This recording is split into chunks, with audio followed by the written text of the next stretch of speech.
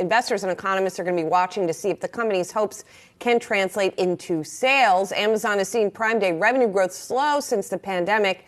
Today's Prime Day attests to see how well the consumer is really doing this summer. Can deals bring in cautious shoppers looking to skirt inflation, or will discretionary spending on goods continue to slump?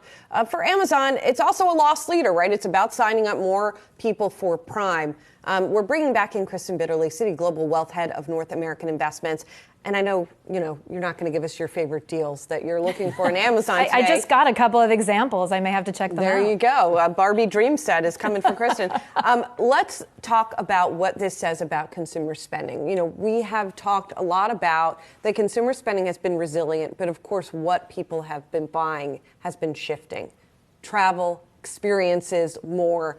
Stuff on Amazon, less. Where are we now in that cycle? I think this goes back to what we were talking about earlier in terms of a rolling recession and not everything happening all at once. If you look at manufacturing data, you can argue that that is in a contractionary period, that we are seeing declines in that activity, where services still remain quite strong. A lot of the good stories coming out of the market beyond the AI is actually within the services sector. And so I think this is an interesting day in terms of looking at consumer spending. And as we go through earnings season, looking at the retailers more broadly, I wouldn't expect seismic shifts, though. It really does seem that the concentration is in services, and I think that's what everyone's going to be looking to tomorrow in terms of the CPI data as well. How long, then, could we be looking at this lull in some of those categories, like electronics, like apparel or footwear even, or like home appliances, that it's seen such a rush towards those products when people were spending more time at home or putting some of the excess cash to work in that manner,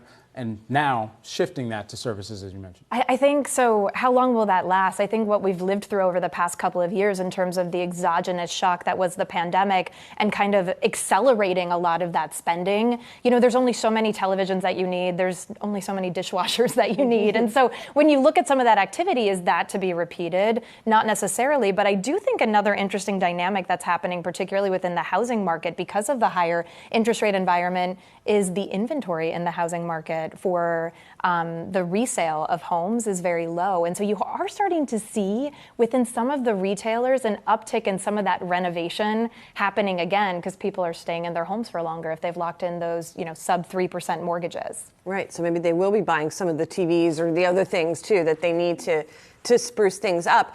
One of the other things that maybe will come into this rolling recession, and I know we're going to get more into this topic in a moment, but I am curious about price increase pushback and what kind of effect that's going to have on inflation as we go along. And, are consumers fed up with paying more for things? When we look at, you have to look at the components of the economic components that go into this, wage growth kind of averaging, depending upon the data points, anywhere from about 4 to 6%. And so obviously that's something from an inflationary perspective that we're concerned about, that wage growth still remains relatively strong, and why the market reacted the way that it did on the back of last week's data. But I think this is a test we always talk about this within inflationary environments, which companies have durable demand and which companies have pricing power and that ability to pass that off to the consumer. I think one of the trends that we did see in Q1 earnings is a lot more companies had that ability, that pricing power than we would have anticipated. And so I think that's going to be another theme in terms of looking at profitability and margins and where there has been pushback and where there hasn't in terms of consumers continuing to spend, like airfare. That is something where we see continued demand. I don't know if you guys have planned summer vacations, but it's pretty wild. You feel it in terms of that increase. Yeah. We got big plans out here. Yeah, indeed, to get some, R&R. But, at the same time, for consumers who are now thinking about or have some type of idea of where companies might be trying to securitize those profits, are we past that kind of era of profit-led inflation, or are we still kind of in the tail end of that right now? I would say we're probably hitting the tail end of that.